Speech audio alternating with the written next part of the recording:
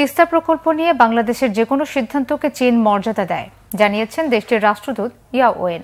এই প্রকল্পে যে কোনো দেশের সাথে যৌথভাবে কাজ করতে চীনও প্রস্তুত, তবে সিদ্ধান্ত বাংলাদেশকেই নিতে হবে। বাংলাদেশের রিজার্ভ সংকট মোকাবেলায় প্রধানমন্ত্রীর আসন্ন চীন সফরে যুগান্তকারী পদক্ষেপ আসতে পারে বলেও তিনি আশা প্রকাশ করেছেন। ইমরুল কায়েসের রিপোর্ট।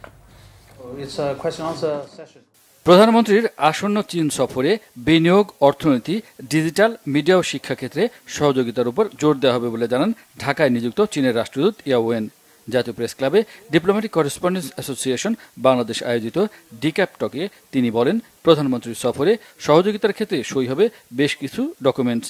নিরাপদ রোহিঙ্গা প্রত্যাবর্তনে চীন মিয়ানমারে যুদ্ধবিরতি কার্যকরে অগ্রাধিকার দিচ্ছে বলে জানান রাষ্ট্রদূত। বাংলাদেশের তিস্তা প্রকল্পে কাজ করতে চীন প্রস্তুত বলে জানান তিনি।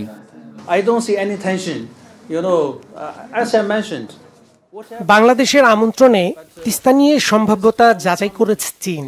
এ প্রকল্পে যে কোনো সিদ্ধান্ত নিতে বাংলাদেশের স্বাধীনতা রয়েছে।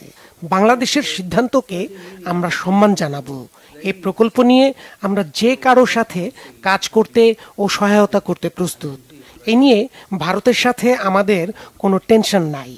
তবে উত্তরাঞ্চলের জনগণের স্বার্থে এ প্রকল্প হওয়া উচিত। প্রতিবেশী দেশগুলোর সাথে বাংলাদেশের সুসম্পর্ক রাখা উচিত। বাংলাদেশের রিজার্ভ সংকট কাটাতে দুই দেশের সরকারের মধ্যে আলোচনা অব্যাহত আছে বলেও জানান ইয়াও ওয়েন। বাংলাদেশের রিজার্ভ সংকট মোকাবেলায় চীনকে নতুন প্রস্তাব দিয়েছে। এ নিয়ে আলোচনা অব্যাহত আছে, তবে এই মুহূর্তে বিস্তারিত বলার মতো অবস্থায় আমি নাই।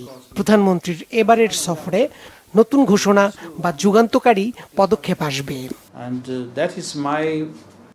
চীনা নেতৃত্বাধীন গ্লোবাল ডেভেলপমেন্ট ইনিশিয়েটিভ জিডিআইতে বাংলাদেশকে স্বাগত জানানো হবে বলেও জানান রাষ্ট্রদূত।